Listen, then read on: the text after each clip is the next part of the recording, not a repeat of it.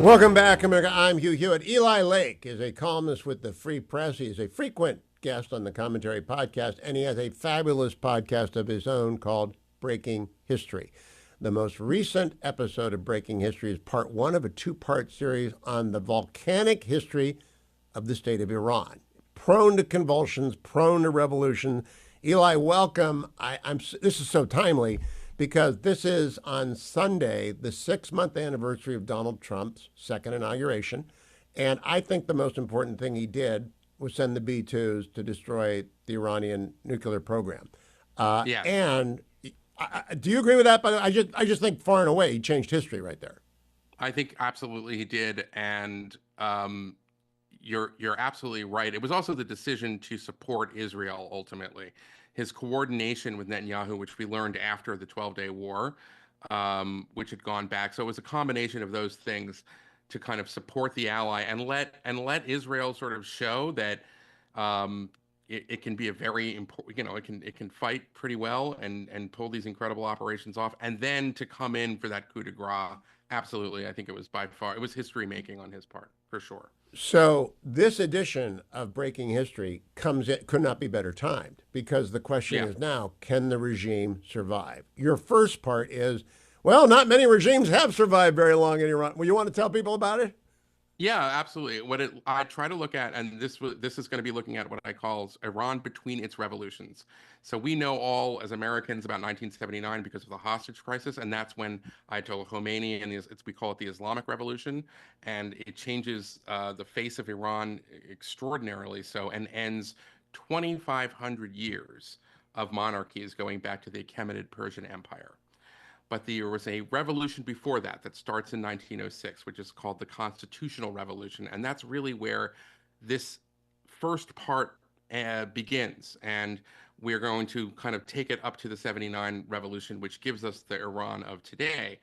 But we should notice that the, the theocratic Iran after 1979 still has a supreme leader, which is another way of saying a Shah.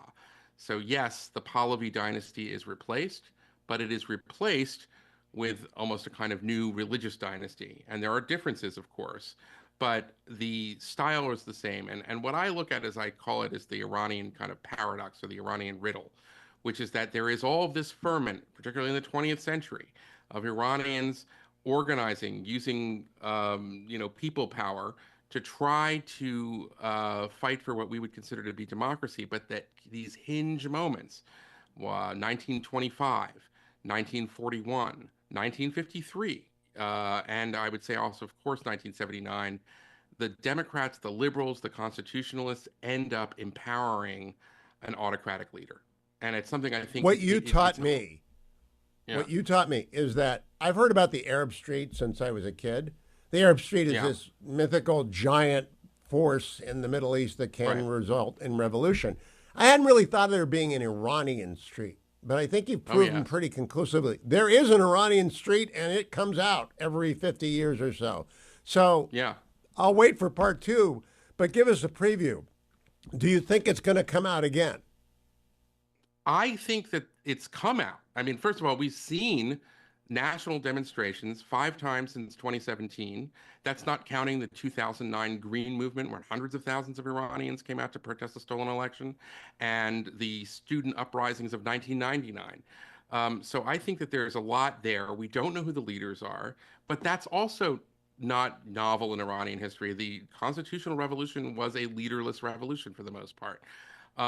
Will it lead to Jeffersonian democracy? There, I'm not so sure.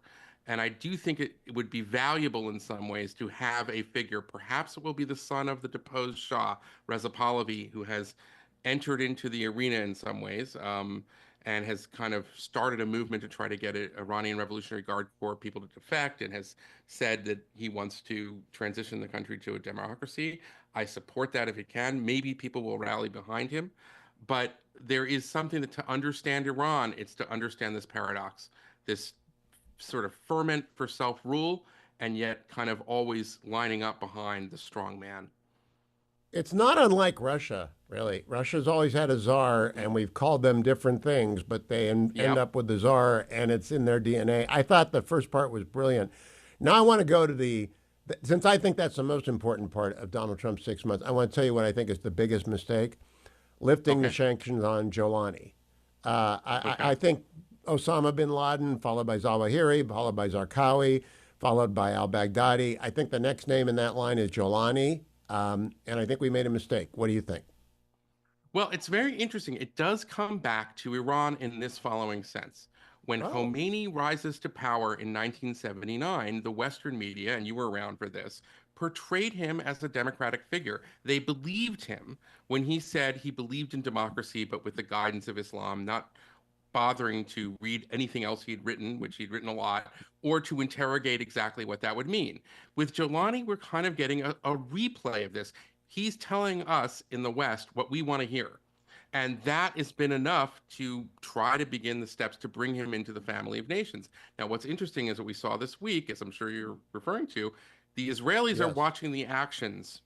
And when he moves his military south of Damascus and begins the sort of senseless killing of Druze civilians, the Israelis said, those are two red lines and you can't cross them.